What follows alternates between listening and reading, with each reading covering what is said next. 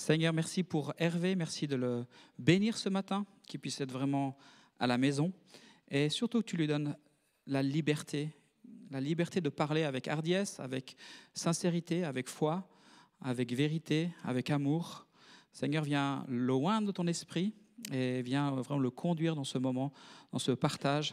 Merci pour son cœur pour l'Église, merci son cœur pour les nations aussi. Merci pour qui il est, Seigneur. Viens le renouveler et le bénir. Au nom de Jésus. Amen. Merci beaucoup. En tout cas, c'est la surprise de pouvoir venir vous voir. C'est vrai, j'ai appris tout à l'heure, confirmé, c'est depuis 1990 que je viens. La première fois, ça fait longtemps quand même. Et je me rappelle avoir fait un nouvelle année avec les gens de l'église. Et j'étais avec ma femme, c'est très rare qu'elle était avec moi, mais là j'étais avec ma femme. Donc c'est super. Et puis très content de pouvoir être là encore avec vous aujourd'hui, pouvoir passer du temps ensemble, d'écouter Dieu. Et des fois, tout le monde peut entendre Dieu, tout le monde peut pouvoir connaître la volonté de Dieu. Il suffit de lire la parole de Dieu et vous avez tout dedans. En fait, on a tout. Alors c'est vrai que Dieu donne des prophètes parce qu'on a besoin des fois d'être un peu guidé pour aller, mais dans la parole il y a tout. Je racontais une histoire tout à l'heure à mon frère, je disais, une fois il y a un serviteur de Dieu qui vient dans une église et c'était super ce qu'il faisait, puis après il va manger chez le pasteur. Puis ce pasteur avec sa femme ont sorti les couverts en argent. Tout était vraiment pour honorer cet homme. Puis après, il mange, puis il s'en va.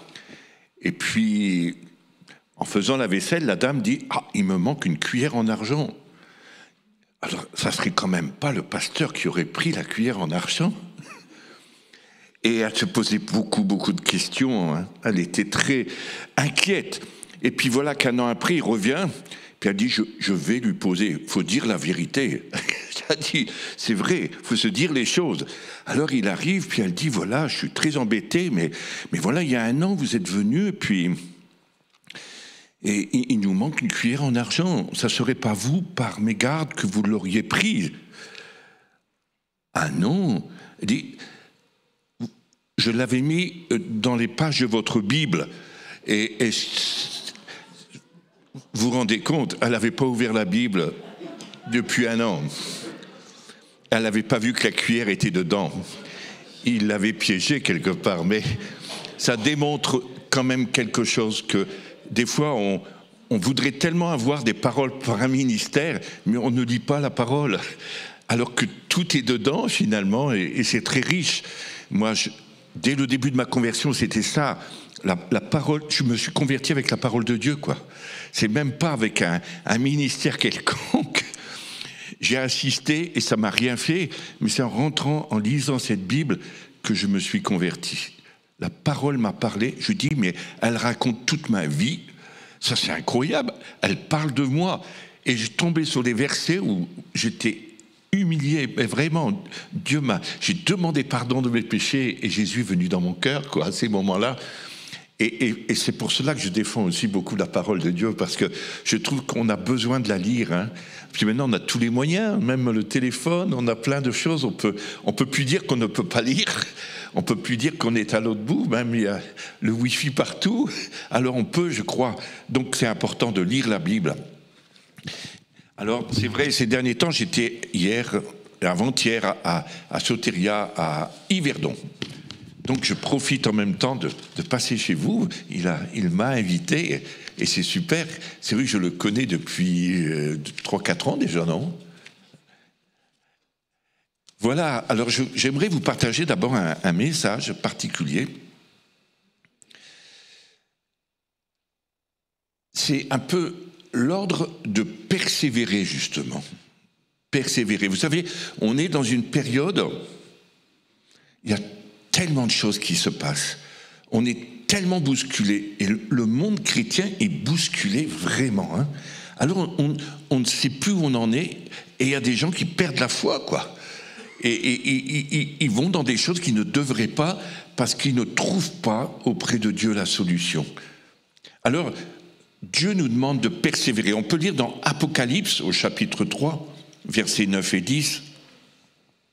Il dit « Parce que tu as gardé la parole de la persévérance en moi, je te garderai aussi à l'heure de la tentation qui va venir sur le monde entier pour éprouver les habitants de la terre. » Moi, je dis, c'est la parole d'actualité.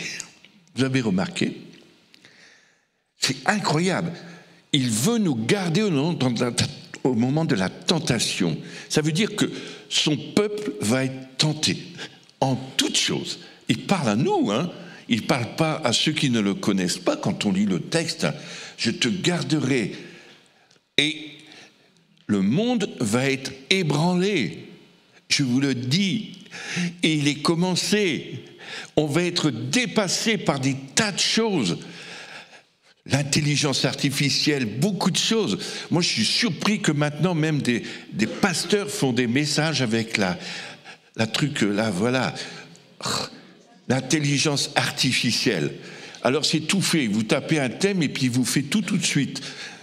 Je ne sais pas comment ça marche, mais en tout cas, je sais qu'il y en a qui le font. Je suis surpris, mais il n'y a plus rien de Dieu. En fait, ça remplace Dieu, en fait. Et même, il y a des confessionnals, j'ai appris ça, où les gens vont dans l'église catholique, c'est encore l'intelligence artificielle.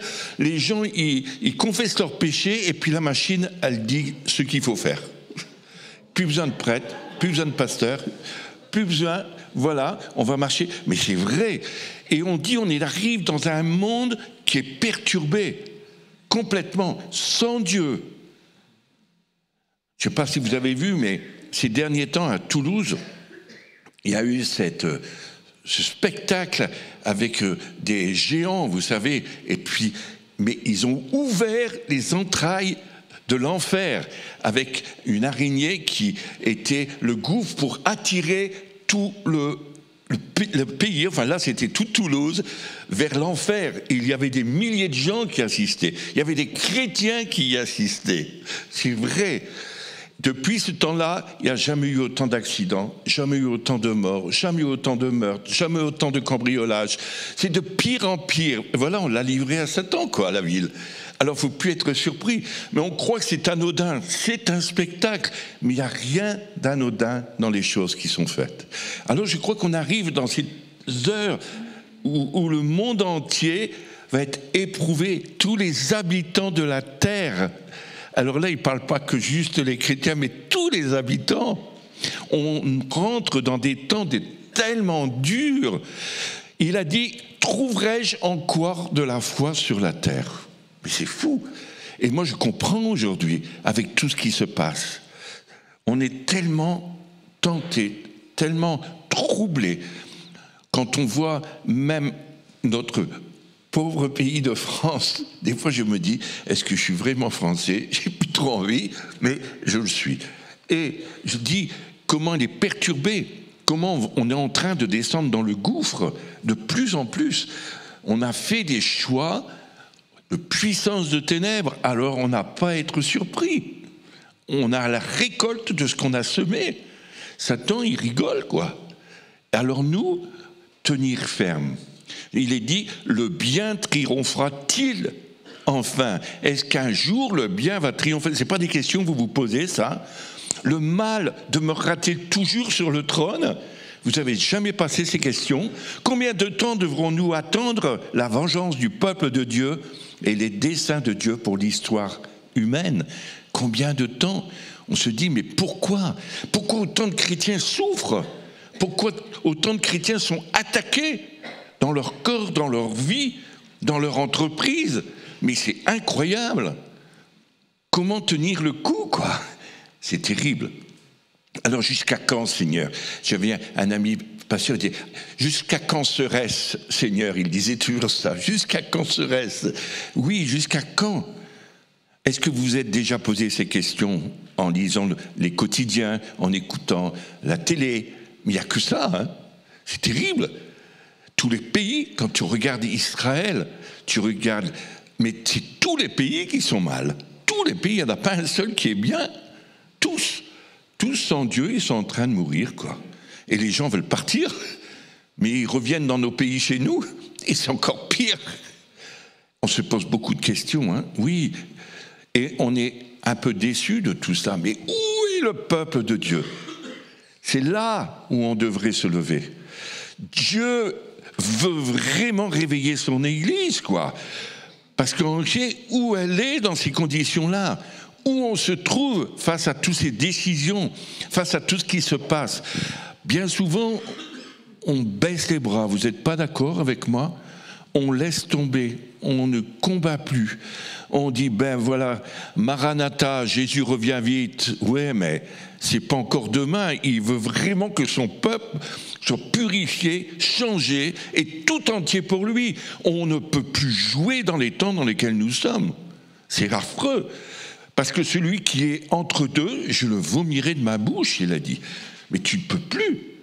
Alors on peut essayer de trouver des tas d'explications. On a tous des excuses, tous. Mais l'excuse, ça ne sert à rien du tout, quoi. Devant Dieu, il dit, mais t'es comme ça, je ne te connais pas, toi qui commets. Mais c'est fou. Moi je dis, quand il va revenir, ça va être dur, quoi. Le tri. Moi je pense souvent à ces femmes, les 10 vierges. Ils étaient tous les 10 sauvés, enfin tous au Seigneur. Et il n'y en a que 5 qui sont rentrés, quoi. Parce que les autres, ils ont oublié d'être attachés à Dieu, quoi. Ils sont partis et ils ont profité de la vie. Ouais, mais un jour, il est trop tard. C'est comme un voleur qui va venir. Et tout est en train de se placer. Alors, c'est vrai, c'est pas terminé encore les persécutions. Beaucoup disent, on sera persécuté quand on sera plus persécuté. La persécution se fera quand l'Église sera enlevée. C'est faux. C'est vrai d'un côté, ça sera pire après, mais aujourd'hui, on est persécuté. Et vous verrez, vous m'en rappellerez, que même des églises pourront plus être ouvertes. On interdit. En France, ça commence. On va fermer les portes. Alors on dit, ouais, parce que on peut pas faire juste pour les musulmans, il faut faire pour les deux, quoi. Ou alors, donc les évangéliques, on va les faire fermer les portes. Mais des fous, moi j'ai entendu des conversations avec des gens politiques, je dis, mais c'est affreux, quoi. Des gens qui parlent, qui connaissent. Alors, pourquoi Dieu permet tout ça? Pourquoi il permet la haine? Pourquoi le mal existe? Pourquoi? Mais pourquoi, Seigneur? Et c'est vrai, beaucoup se lamentent, mais ne bougent pas. Et souvent, on peut se l'être demandé. Et la question devient poignante et personnelle quand une chose qui est juste est ignorée, ou diffamée, ou quand nous sommes jugés et critiqués pour une position qui est pourtant bonne et vraie. Vous n'avez jamais vu ça? Quand vous défendez pour la justice, tu n'as pas le droit parce que lui n'a pas fait rien de mal. Et c'est lui que vous attaquez. Tu fais essayer pour justifier et t'es rejeté, t'es montré du doigt. Parler de Jésus en France dans les rues, vous n'avez pas le droit. C'est vrai, on n'a plus le droit maintenant. Plus le droit de faire des spectacles comme on faisait avant. Moi je me rappelle, avec Jeunesse en Mission, on faisait des spectacles dans la rue, et puis on évangélisait, mais on n'a même plus le droit de faire ça. On est tout de suite rejeté par la police. Mais c'est fou. Alors oui, je crois, le mal est accepté, et puis le bien est rejeté. Même si vous êtes droit. Soyez droit dans votre entreprise, c'est ce que Dieu nous demande. Mais vous serez le dernier à être servi par le patron. Mais c'est fou. J'ai vu beaucoup de gens chrétiens qui souffrent dans leur entreprise, qui finissent par des dépressions. J'ai jamais vu autant de chrétiens en dépression, moi. C'est fou. Je dis, c'est pas normal, quand même. Mais en fait, c'est tellement... Les ténèbres sont grandes et elles veulent détruire. Et c'est là où on doit se serrer les coudes les uns les autres. Quand la parole est dit, quand l'un souffre... L'autre, il est en forme, il doit prier pour... On doit céder. Il y a toujours quelqu'un qui est en forme, qui est fort spirituellement, qui a vécu un renouvellement. Alors il doit aider celui qui descend plutôt que de le condamner, mais aidez-le à sortir de son problème. Souvent, en tant que chrétien, moi j'ai vu, on va montrer du doigt quelqu'un au lieu d'aller l'aider et le sortir. Bien sûr, s'il ne veut pas, ça c'est sûr, vous n'avez pas à le forcer, mais notre but, c'est d'aller le sortir de là. Et je crois qu'on doit changer notre façon de voir. Jésus dit aux chrétiens de Philadelphie qu'il est toujours en charge de l'histoire. Malgré les événements, il a le contrôle de toutes choses. Il tient toute la terre entre ses mains. Rien n'arrive qu'il ne permette. Même les présidents ne peuvent pas faire ce qu'ils veulent. Même Poutine, il ne peut pas envoyer sa bombe comme ça tout seul. Il ne peut pas. Vous avez remarqué, vous avez vu, même pour Israël, ils ont voulu envoyer des, je sais pas quoi, pour détruire, et ils ont tous été arrêtés. C'est rigolo. Il n'y en a aucun qui a touché le pays. C'est fou, hein, des bombes, je ne sais pas comment on appelle ça, bref. Et je dis, mais c'est extraordinaire. Ils ne s'étaient pas mis tous d'accord, et pourtant tout le monde a empêché que ça se passe. Mais pas par leur volonté, parce que quand tu les écoutes, ils sont contre. Depuis tant d'années, tous sont contre le peuple d'Israël. C'est fou, hein? Et pourtant, c'est le peuple bien-aimé. Puis pourtant, Dieu a le contrôle. Puis pourtant, Dieu le sait. Alors, si vous dites Jésus revient demain, attendez encore un peu, parce que là, il va y avoir une espèce de paix et sécurité. Et c'est dit qu'après, il y aura une ruine soudaine qui viendra. C'est la Bible qui dit ça, hein? Et là, ils essaient de faire la paix partout. Vous avez remarqué, l'Ukraine, ça va s'arrêter. Et puis après, Israël, on ne va plus avoir de bombardement. Puis d'un coup, là, ça va être terrible. Là, on commencera à dire, ça y est, il revient. Bientôt. Au secours, Jésus, viens nous sauver.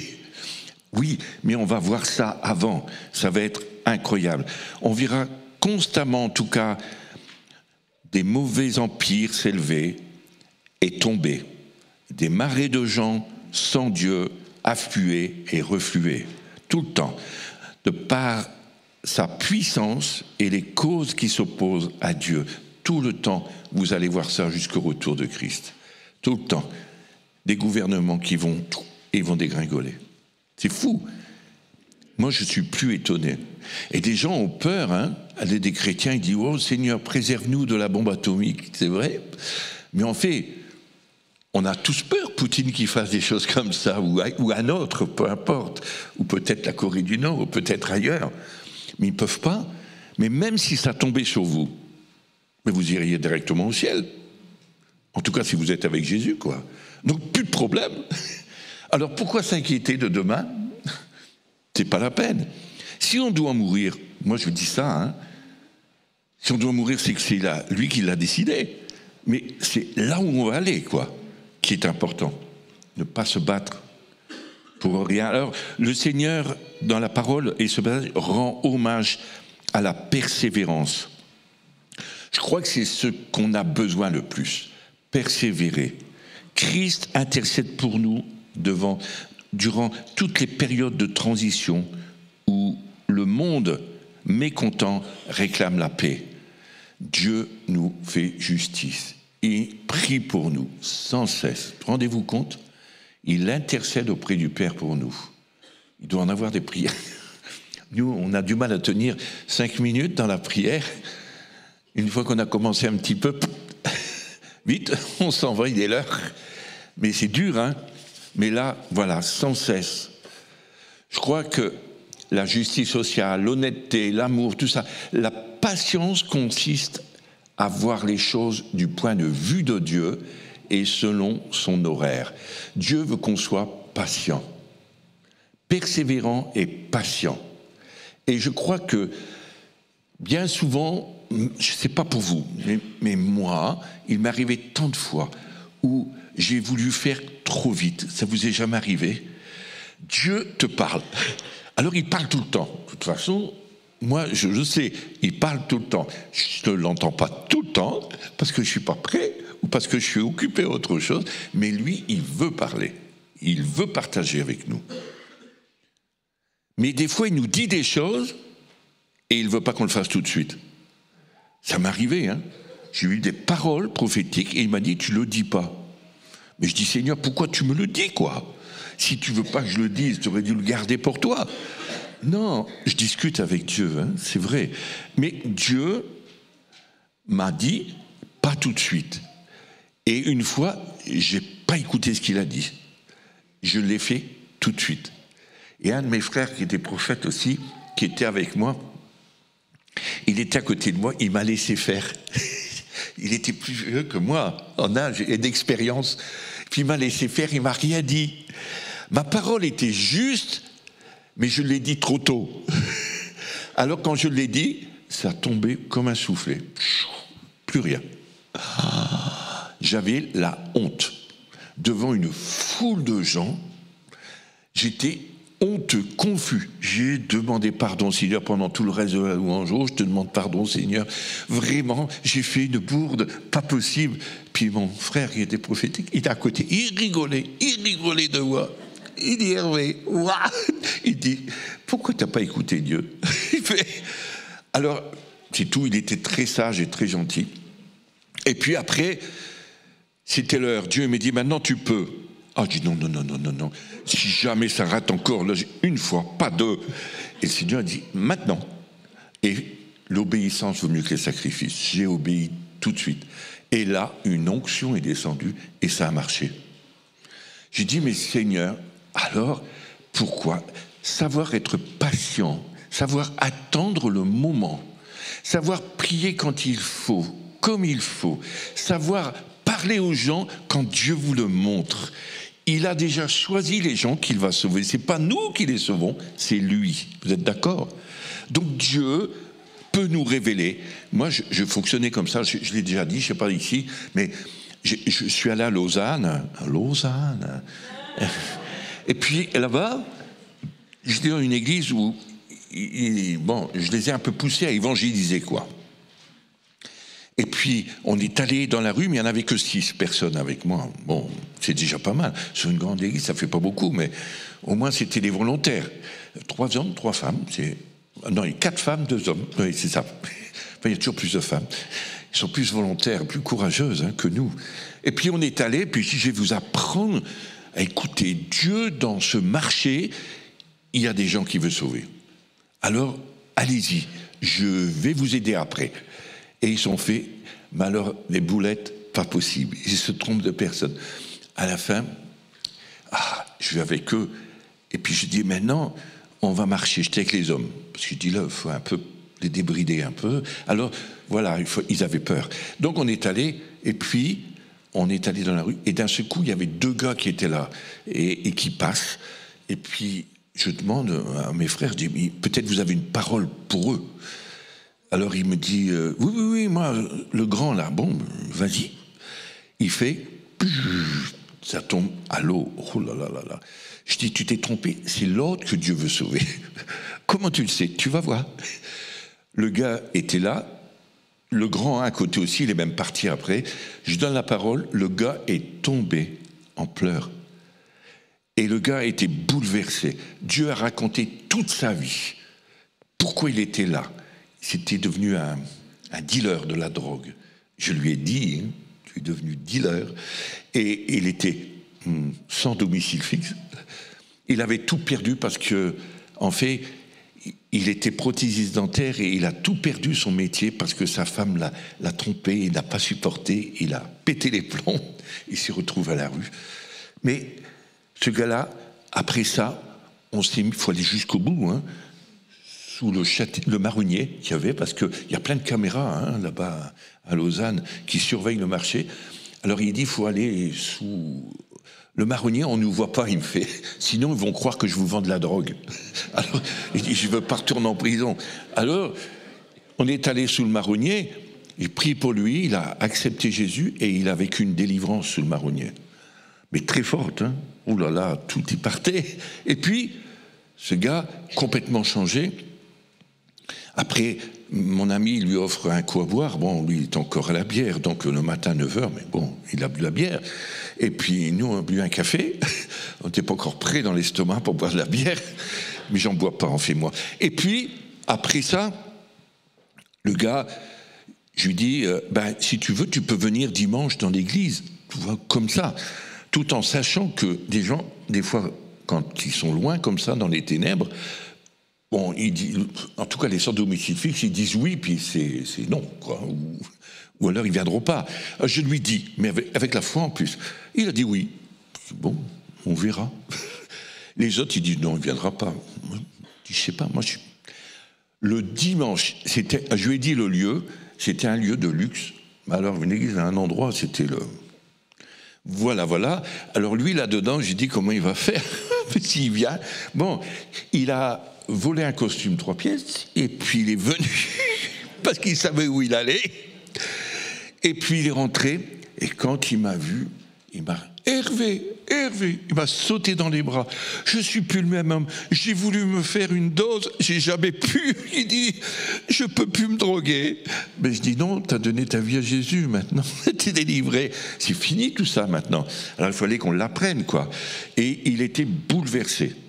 Et je lui dis, maintenant tu vas témoigner à l'église. Le pasteur, il était en colère après moi. Il dit, tu le connais pas. Il va tout casser, il va tout détruire, il va dire des bêtises. Nous, on le connaît. Je dis, moi, je pense qu'il faut le laisser parler. Il dit, prends toute la responsabilité. Et puis, j'en ai pris la responsabilité en tant que Français. Dans une église suisse. En tout cas, je l'ai pris. Et puis, le gars, il a commencé à témoigner. Écoutez, mais alors, une onction, témoigner de ce qui s'est passé, sa vie du passé, et comment ça a changé juste au marché la veille, quoi. C'est fou.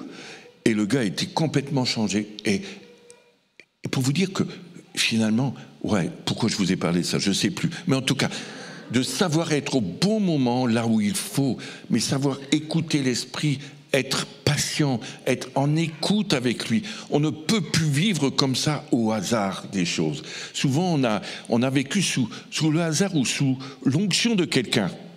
Mais c'est nous, avec Christ, quoi. Et quand on se retrouve à la gare ou au marché ou dans les endroits, on est tout seul à faire nos courses, quoi. Et on n'a pas le pasteur avec nous. Alors il nous faut être des témoins. Alors on est inspiré par l'esprit. Tu te rends compte quand Dieu te dit va voir cet homme ou cette femme, et puis il est sauvé et il vit une guérison, une délivrance. Ça donne envie d'aller évangéliser tous les dimanches après sur les marchés, quoi. Mais c'est vrai. D'ailleurs, mon ami y allait après, hein. Bon, mais l'église elle est fermée. Bon, ça c'est autre chose. Ils n'ont pas voulu continuer, les pauvres. J'aurais aimé le revoir cet homme, mais je ne sais pas où il est. Qu'est-ce qu'il est devenu ? Mais voilà, ils ne s'en sont pas trop occupés apparemment. Alors c'est dommage. Mais regardez, comment Dieu veut faire pour transformer. Il veut se servir de vous, de moi, avec nos défauts. On a encore besoin de changer, j'ai encore besoin, mais persévérer avec Dieu. Dieu a des choses à faire sur cette terre. Il pourrait faire un coup de baguette magique, entre guillemets, c'est ce qu'on aimerait, et il envoie tous ses anges, et puis ploup, tout est fait. Non, il veut vous utiliser, vous, moi, mais il veut aussi nous parler pour nous montrer le chemin, nous montrer qu'est-ce qu'il veut faire, qui veut toucher ce matin. Tu te rends compte, si avant de venir ici, tu auras entendu Dieu qui te dit « va frapper à la porte de ton voisin et dis-lui de venir avec toi », et puis il aurait dit oui, tu te rends compte, parce que Dieu te l'a dit. Ton voisin, il est sauvé, ça y est, tu vas faire des réunions de prière avec lui. Oh. Tu te rends compte ? Puis les années que t'attends, puis d'un coup, c'est l'heure de Dieu. Mais on n'entend pas, parce qu'autrement, on verrait tellement la grandeur et la puissance de Dieu. Je pense qu'on est prisonnier du système ou du confort ou du... Je ne sais pas comment l'expliquer. On est en sécurité ici, vous ne trouvez pas ? Vous avez un problème ? Allô, pasteur ? Voilà, ça ne va pas, je ne suis pas bien. Tu pourrais faire quelque chose pour moi ? Et tu n'as même pas essayé de chercher qu'est-ce que Dieu voudrait pour toi avant. Bien sûr, si tu n'as pas répondu et que tu es dans la détresse, il peut t'aider. Mais avant, au moins, adresse-toi à lui quand même. Parce que peut-être qu'il a la réponse pour toi. Combien de gens voulaient me parler, et puis j'ai prêché, et rien que dans la prêche, ils ont été touchés, ils disaient c'est ma réponse. Alors que je ne leur ai même pas adressé un mot, quoi. Mais la parole a pénétré le cœur. Pas parce que c'est moi qui l'ai portée, mais parce que la parole est vivante, et elle touche, tu te rends compte, si toi tu la connais, et peut-être que tu peux sortir un verset à tes... C'est pas ministre chez vous, c'est les gens qui dirigent les 7, pour qu'ils dirigent un peu mieux le pays de la Suisse. Wow. Mais tu te rends compte, Dieu peut utiliser le plus petit au milieu de nous. Oui, moi je crois que persévérer,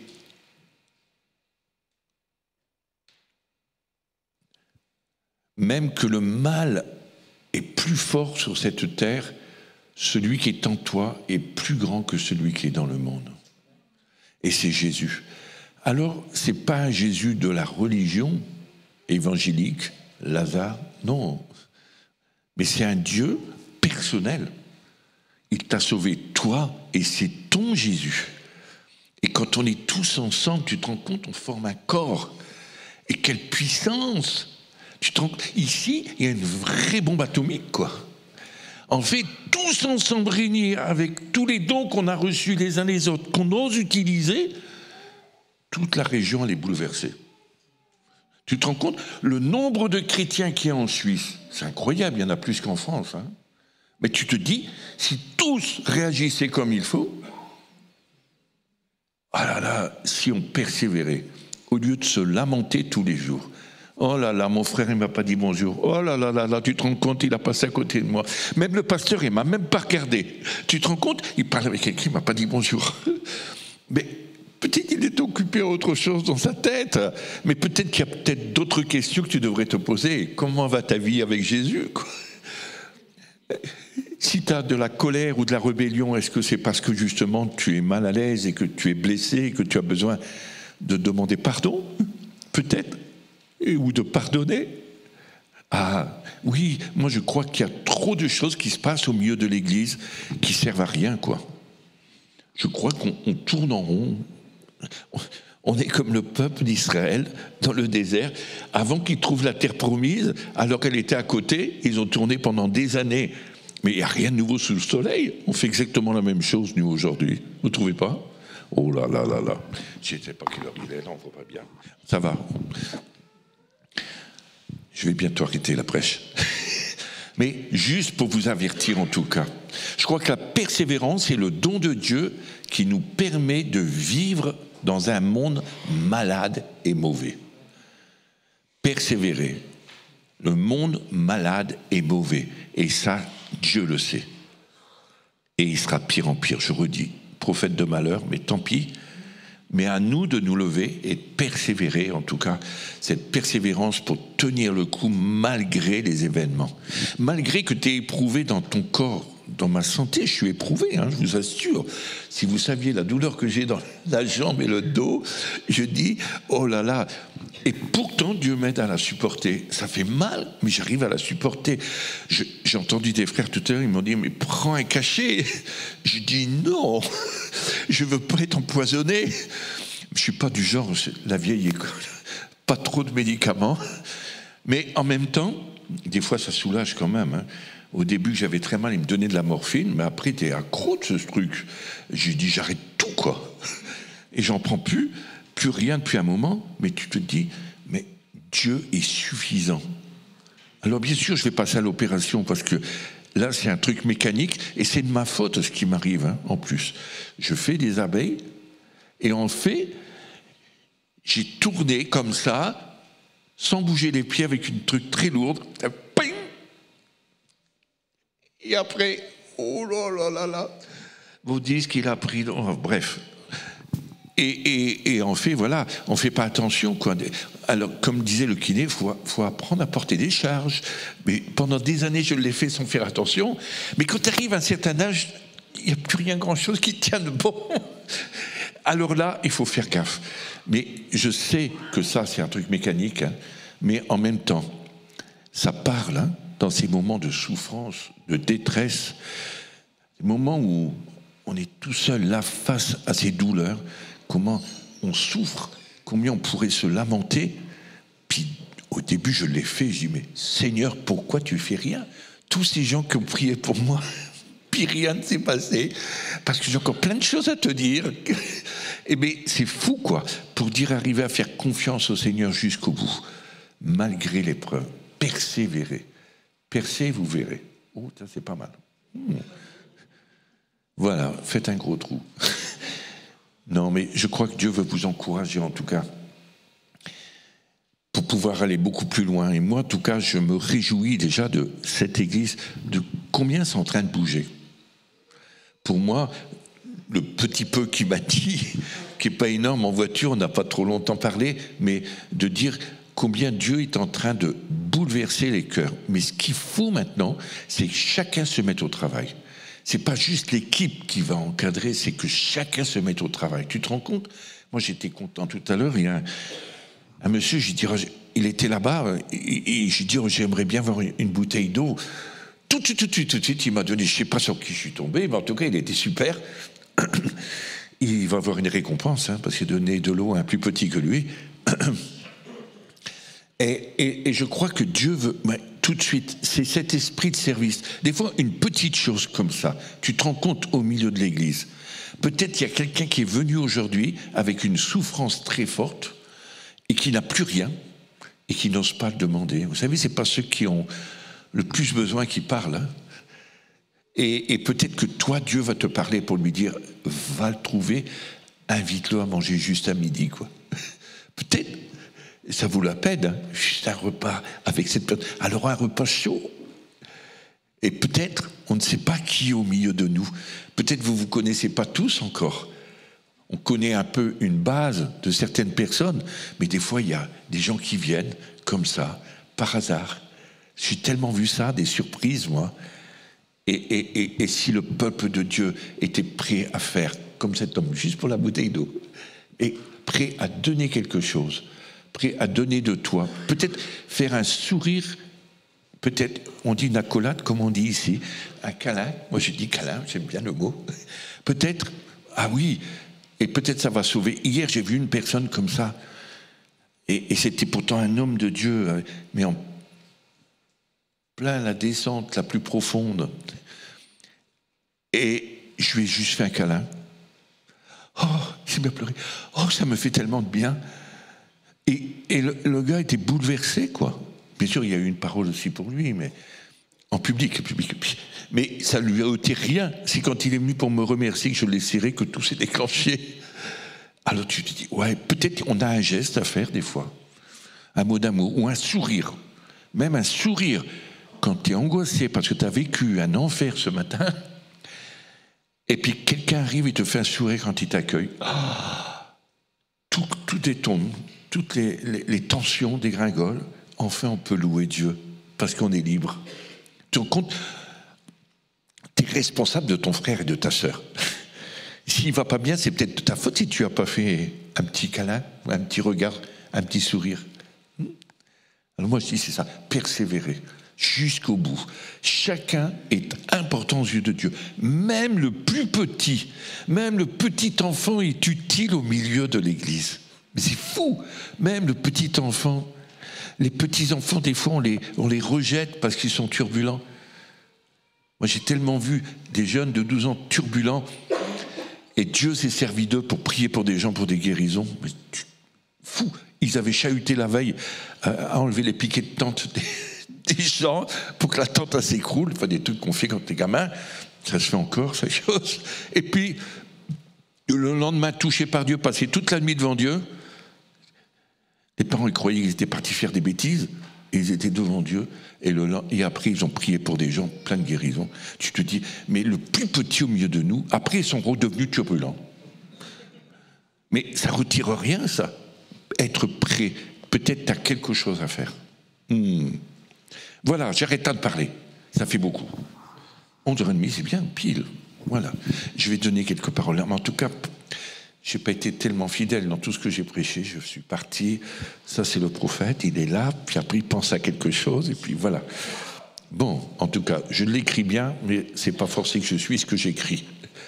Alors, en tout cas, merci Seigneur pour cette parole que tu as donnée, Seigneur, qui peut être importante pour ici, l'ordre de persévérer. C'est comme un ordre que tu donnes, Seigneur, de persévérer malgré les événements qui vont se passer, et ce qui est en train de se passer, ce qui va se passer sur la Suisse aussi, Seigneur, toute cette sécurité qui semblait tellement forte et qui va tomber, Seigneur.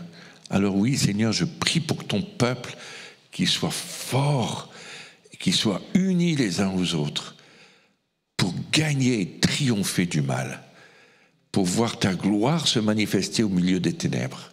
Alors merci Seigneur de ce que tu vas faire avec chacun et chacune, de ce que tu vas éveiller des cœurs, ou réveiller, ou donner des coups de pied derrière. Voilà, Merci Seigneur. Amen.